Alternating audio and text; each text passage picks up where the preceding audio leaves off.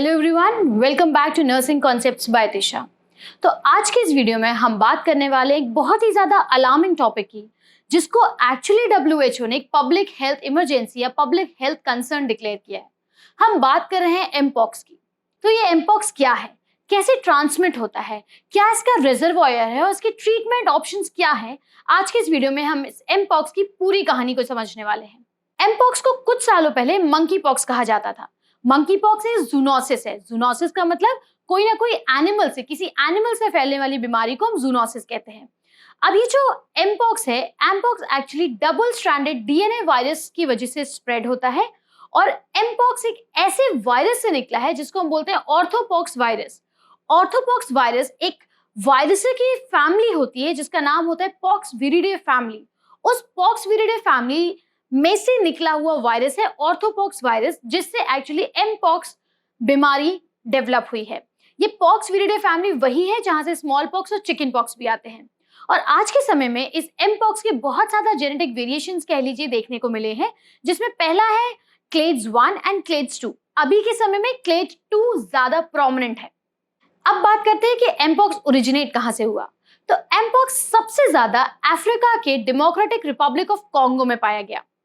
Mpox सबसे पहले monkeys में देखा गया था इन द ईयर 1958 और उस समय जब मंकीज को सिंगापुर से डेनमार्क शिप किया गया था या लाया गया था फॉर सेंट्रल रिसर्च एक्टिविटी, उस समय मंकीज में सबसे पहले ये बीमारी देखी गई। अगर हम ह्यूमंस की बात करें तो सबसे पहला केस ह्यूमंस में 9 महीने के बच्चे में देखा गया था इन द ईयर 1970। और कहां पे, वो भी अफ्रीका के डेमोक्रेटिक रिपब्लिक ऑफ कॉन्गो में। अगर हम बात करें कि एमपॉक्स ने कितनी कंट्रीज को अभी तक अफेक्ट किया है, तो 2022 से लेकर अभी तक 116 कंट्रीज इसकी चपेट में आ चुकी हैं। और इस एमपॉक्स की वजह से कुल 208 करीबन डेथ भी देखी गई हैं। 99,176 केसेस इस एमपॉक्स से अफेक्ट हुए हैं। तो आप समझ सकते हैं कि एमपॉक्स कितना ज्यादा वाइड स्प्रेड हो रहा है और कितना ज्यादा फेटल भी कभी कभी हो सकता है। अगर हम इंडिया की बात करें तो एमपॉक्स इंडिया में सबसे पहले देखा गया था इन केरला इन 2022 और 2022 से लेकर अब तक इंडिया में काफी केसेस देखने को मिले हैं। अगर हम रीसेंट डाटा की बात करें तो मार्च 2024, इसी अभी कुछ महीनों पहले तक के डेटा को अगर हम देखते हैं तो करीबन 30 कंफर्म्ड केसेस इस एमपॉक्स से पाए गए। और WHO की अगर हम मानते हैं तो WHO का कहना है कि 30 confirmed cases have been reported till March 2024। पर इसका रिस्क इंडिया में अभी भी काफी कम है। आपके स्क्रीन पे साइड में न्यूज लिखा हुआ है, मैं उस न्यूज को एक बार रीड करना चाहेंगे।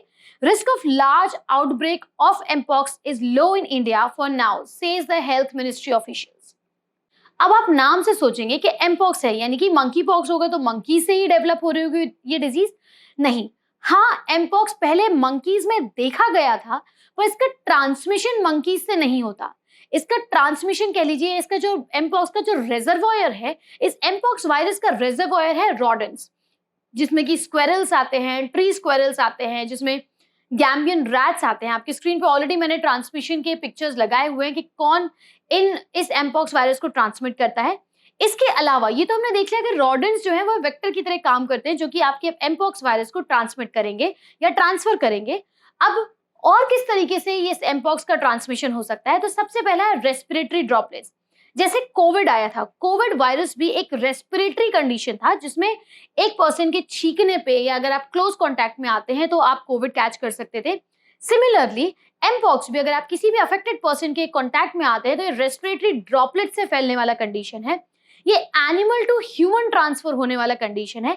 किसी भी कंटामिनेटेड आइटम्स को अगर आप छूते हैं, अगर आप अफेक्टेड पर्सन के कपड़ों को छूते हैं, आप अफेक्टेड पर्सन के यूटेंसिल्स को छूते हैं, उनसे टच किए हुए वॉल को टच करते हैं या लैपटॉप को टच करते हैं, टेबल को टच करते हैं, तो भी एमपॉक्स वायरस ट्रांसमिट हो सकता है। इसके अलावा कुछ रिसर्च स्टडीज में यह भी देखा गया कि एमपॉक्स वायरस प्रेग्नेंट लेडी से उसके फीचर्स में भी ट्रांसफर हुआ है। एमपॉक्स वायरस कभी भी क्लोज कॉन्टैक्ट आने पे ट्रांसमिट हो सकता है। ऑलरेडी मैंने पिक्चर्स लगाई है। स्पेशली अभी के रीसेंट डाटा के बारे में अगर हम बात करते हैं तो एमपॉक्स वायरस सबसे ज्यादा सेक्सुअल एक्टिविटी के बेसिस पे ट्रांसमिट हो रहा है। वो हमारे किस करने से हो सकता है, हग करने से हो सकता है, कोई भी सेक्सुअल कॉन्टैक्ट अगर दो लोगों के बीच में हो रहा है, then mpox can easily get transferred.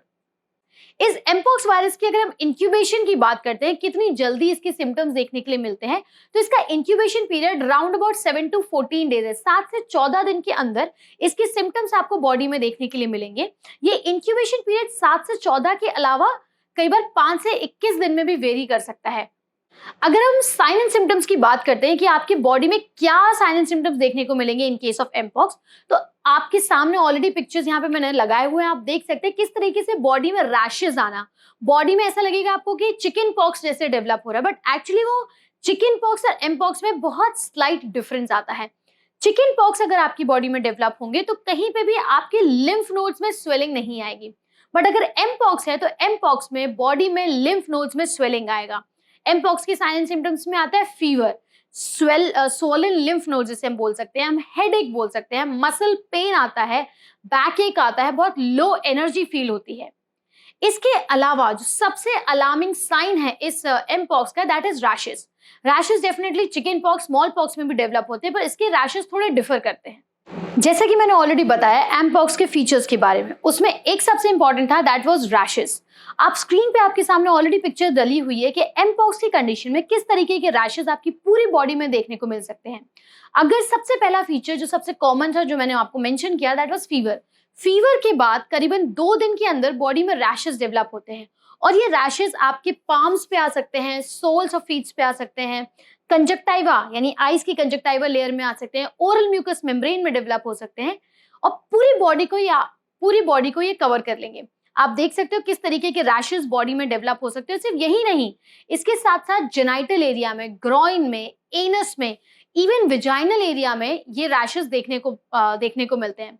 अगर हम इन रैशेस की ग्रेडिंग की बात करेंगे, किस तरीके से रैशेस, ये जो रैश है या जो पॉक्स काइंड ऑफ जिसे हम बोलते हैं ना दाने जैसे उड़ जाना, ये जो दाने जैसी कंडीशन है, उसकी अगर हम ग्रेडिंग की बात करते हैं तो ये मैक्यूल से स्टार्ट होता है। मैक्यूल्स, पेप्यूल्स, वेसाइकल्स, पॉस्ट्यूल्स, और इस तरीके से इंक्रीज करता है। पहले छोटा दाना होगा, फिर वो धीमे धीमे इंक्रीज करता है, उसमें फ्लूइड भरता है, और अल्टीमेटली वो बर्स्ट हो जाता है, और लास्ट में स्केब्स जैसा फॉर्म हो जाता है, या जैसे हम कहेंगे ना जैसे खुरंट जैसे जम जाती है, जो ऑलरेडी आपके सामने स्क्रीन पे पिक्चर बना हुआ है, किसी ब्राउन कलर का पूरा डिग्रेड होके या पूरा सूखने के बाद इस तरीके के वो पूरे बॉडी में मार्क्स छोड़ के जाता है। ओके, इसके बाद जैसे कि स्मॉल पॉक्स और चिकन पॉक्स की वैक्सीन्स हैं, तो सवाल ये उठता है कि क्या इस एमपॉक्स की भी कोई वैक्सीन है अवेलेबल मार्केट में? तो जी हाँ, इस एमपॉक्स की भी मार्केट में वैक्सीन अवेलेबल है, जो कि 2 डोज वैक्सीन के हम नाम से इसको जानते हैं, जिसका नाम है जिनियोस। ये जिनियोस एक्चुअली 2 डोज वैक्सीन है। 2 डोज वैक्सीन का मतलब है इसके 2 डोजेस लगेंगे। एक डोज जब आप लगता है उसके 4 हफ्ते बाद हम इसका सेकंड डोज लेते हैं, और सेकंड डोज के करीबन 2 हफ्ते के बाद कंप्लीट प्रोटेक्शन ये जिनियोस वैक्सीन आपकी बॉडी को प्रोवाइड कर सकता है against mpox and also against small pox. ये वैक्सीन WHO के एडवाइजरी बोर्ड ने सजेस्ट किया है, कह सकते हैं, या उन्होंने एडवाइस किया है रिगार्डिंग दिस वैक्सीन। इसकी हम बात करते हैं कि एमपॉक्स को बॉडी में डायग्नोस कैसे किया जा सकता है। तो जिस तरीके से चिकन पॉक्स और एमपॉक्स को हम डायग्नोस करते हैं, स्मॉल पॉक्स को सॉरी, उसी तरह से हम एमपॉक्स को भी डायग्नोस कर सकते हैं। इसमें बेसिकली हमें कल्चर लेना है जिसे हम बोलते हैं, तो स्वैब कल्चर हम लेते हैं, नासोफेरेंजियल एरिया का हम ले सकते हैं, या रूफ ऑफ द माउथ का हम लेते हैं, या जो पैप्यूल्स डेवलप हुए हैं पूरे बॉडी में, या जैसे हम कहते हैं जो स्कैब्स डेवलप हुए हैं, उस स्कैब्स या उस लेजन्स का हम एक कल्चर लेते हैं या हम स्वैब लेते हैं, जिसके थ्रू हम लेबोरेटरी में टेस्ट करते हैं। क्योंकि मैंने बताया एमपॉक्स एक DNA वायरस है, तो इसको फाइनली डिटेक्ट करने के लिए हम PCR टेस्ट को रेकमेंड किया जाता है, which is basically polymerase chain reaction test. इसके थ्रू हम कंफर्म कर सकते हैं इफ इट इज एमपॉक्स और समथिंग एल्स। एमपॉक्स की अगर हम मोर्टालिटी रेट की बात करते हैं तो करीबन 1 से 10% का मोर्टालिटी चलता है इस एमपॉक्स का। अगर एमपॉक्स सही समय पे डायग्नोस नहीं किया गया तो इसकी वजह से various complications can happen in a body. अगर हम कॉम्प्लिकेशंस को भी देखेंगे, क्या क्या कॉम्प्लिकेशंस हो सकते हैं, अगर एक टाइम पर डायग्नोस नहीं किया गया तो इसके बहुत सारे कॉम्प्लिकेशंस हो सकते हैं ह्यूमन बॉडी में। कॉम्प्लिकेशंस की अगर हम बात करें तो शुरुआत हम कर सकते हैं कॉर्नियल इन्फेक्शन से, क्योंकि मैंने बोला कि ये इसकी जो अल्सर्स हैं, नॉट अल्सर्स, बेसिकली इसकी जो मार्क्स हैं कह लीजिए, इसके जो पॉक्स के जो रैशेज है मैंने जिससे बोला, वो कंजक्टाइवा में भी होते हैं, तो उसकी वजह से कॉर्नियल इन्फेक्शन भी डेवलप हो सकता है। It can lead also to the encephalitis, brain में इन्फ्लेमेशन हो सकता है, हार्ट में मायोकार्डाइटिस, मायोकार्डियम में इन्फ्लेमेशन हो सकता है, पर्सन की डेथ तक हो सकती है, उसके लंग्स अफेक्ट हो सकते हैं जिसकी वजह से निमोनिया भी डेवलप हो सकता है, पूरी बॉडी में ब्लड इन्फेक्शन या सेप्सिस डेवलप हो सकता है, पर्सन को खाना खाने में, स्वॉलो करने में डिफिकल्टी आ सकती है, पेन डेवलप हो सकता है। इसके अलावा पर्सन को सीवियर वॉमिटिंग भी डेवलप होगा, which can also result in fluid imbalance in the body, and eventually the person can die. So these are the basic complications which can happen because of this mpox. अगर हम इसके home remedies कह लीजिए या management measures की बात करते हैं, तो इस mpox को के मैनेजमेंट मेजर्स में बेसिकली जब आप हेल्थ केयर पर्सनल के पास जाएंगे, वो अगर डायग्नोस हो जाता है आपका mpox, तो बेसिक कुछ एंटीवायरल मेडिकेशन सजेस्ट करते हैं, कुछ एंटीबायोटिक्स भी सजेस्ट किए जाते हैं आपके सिम्टोमेटिक रिलीफ के लिए। इसके अलावा एज अ होम मैनेजमेंट या एज अ नर्सिंग मैनेजमेंट की अगर हम बात करें, तो अगर स्किन रैशेज जो बॉडी में डेवलप है, स्किन रैशेज को आपको कुछ नहीं करना है, सिर्फ एक एंटीसेप्टिक सोल्यूशन से उसको क्लीन कर लीजिए, वहां पे एंटीसेप्टिक ऑइंटमेंट लगाइए और सिंपल ड्रेसिंग से उसको कवर करके रखिए। क्यों? क्योंकि अगर आप कवर नहीं करेंगे तो बेसिक फ्लाईज आ सकते हैं, माइक्रो ऑर्गेनिजम्स उस पर अटैक कर सकते हैं और इन्फेक्शन डेवलप हो सकता है। इसके अलावा आप बिल्कुल भी स्क्रैच मत करिए अपने लेजन्स को। अगर आपको वहां पे ब्लिस्टर्स डेवलप हुए, ब्लिस्टर्स को पॉप करने की कोशिश मत कीजिए, वरना इन्फेक्शन और स्प्रेड होगा। अगर अल्सर्स की फॉर्म में डेवलप है, स्पेशली अगर जेनाइटल एरिया में अल्सर्स हैं, तो sitz bath is recommended, sitz bath जरूर से परफॉर्म कीजिए। और अगर ओरल अल्सर्स प्रेजेंट है, तो ओरल अल्सर्स के केस में हम सॉल्ट गार्गलिंग बोलते हैं। सॉल्ट गार्गलिंग का मतलब होता है गुनगुने पानी में हल्का सा नमक डाल के उससे आप गार्गल कीजिए, उससे बेटर होगा। अगर अल्सर्स सामने विजिबल हैं, आपके मुंह में टॉपिकली विजिबल है, तो एंटी इन्फ्लेमेटरी ऑइंटमेंट्स आते हैं जिसको आपके फिजिशियन आपको प्रिस्क्राइब करेंगे, which you can apply and you can get healing with your oral ulcers. इसके अलावा अगर डिहाइड्रेशन का प्रॉब्लम ज्यादा है, जैसे मैंने ऑलरेडी बताया था कि कॉम्प्लिकेशन इसका डिहाइड्रेशन हो सकता है, वॉमिटिंग हो सकता है, डिहाइड्रेशन ज्यादा है अगर, तो ORS रेकमेंड किया जाता है, ओरल रिहाइड्रेशन फ्लूइड्स को हम रेकमेंड करते हैं। इंट्रावीनस ड्रिप भी कई बार चढ़ाई जाती है। Proper balance diet, nutritious diet लेने के लिए बोला जाता है। इसके अलावा ऑलरेडी जो जीनियोस करके मैंने वैक्सीन बताया, उससे हम प्रिवेंशन एंड मैनेजमेंट हम दोनों प्रोवाइड किए जा सकते हैं।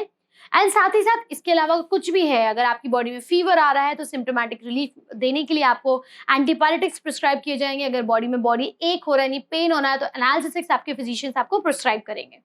इसके अलावा जो हमने प्रॉपर मेजर्स लिए थे, प्रॉपर एसेप्टिक टेक्निक्स हम यूज करते थे कोविड के टाइम पे, वापस वही सारी टेक्निक्स, वही सारे प्रिकॉशंस अब हमें लेने की जरूरत है।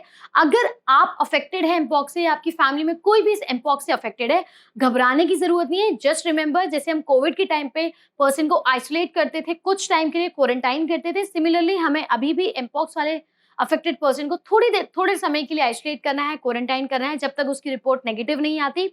मेक श्योर कि अफेक्टेड पर्सन किसी भी नॉन अफेक्टेड पर्सन के कांटेक्ट में ना आए, specially skin to skin contact ना हो, डायरेक्ट क्लोज कांटेक्ट ना हो, ताकि रेस्पिरेशन से ट्रांसफर ना हो। अगर आपका अफेक्टेड पर्सन किसी भी फोमाइट्स को कह लीजिए या फिर आसपास की चीजों को टच करता है, उसको प्रॉपर क्लीनिंग होनी चाहिए उसकी। अगर आपके घर में पेट्स हैं तो प्लीज पेट्स को अपने आप से दूर रखें, क्योंकि इन्फेक्शन ट्रांसफर हो सकता है। हैंड हाइजीन प्रॉपर मेंटेन करके रखना है। Please don't forget to wear mask. आप ब्लिस्टर्स को पॉप ना करें, स्क्रैच ना करें। ब्लिस्टर्स में से अगर फ्लूइड ऊज आउट हो रहा है, प्लीज कीप इट कवर्ड, ताकि वो इन्फेक्शन दूसरी जगह स्प्रेड ना हो। इसके अलावा और भी कई चीजें हैं जो ऑलरेडी मैंने स्क्रीन पे लिखी हुई हैं, और कोविड के समय के सारे हमें इन्फेक्शन प्रिवेंशन प्रोटोकॉल्स हमें इस एमपॉक्स में भी हमें फॉलो करने हैं। एमपॉक्स WHO के हिसाब से mpox is a global health emergency, and I am sure enough that we Indians are ready to fight with this mpox. That's it. Thank you so much. I hope आपको ये mpox के ऊपर मेरा छोटा basic brief आपको समझ में आया होगा। अगर आपको समझ में आया और ये वीडियो पसंद आया है तो do like, share and subscribe, and don't forget to come back to my channel. Thank you so much.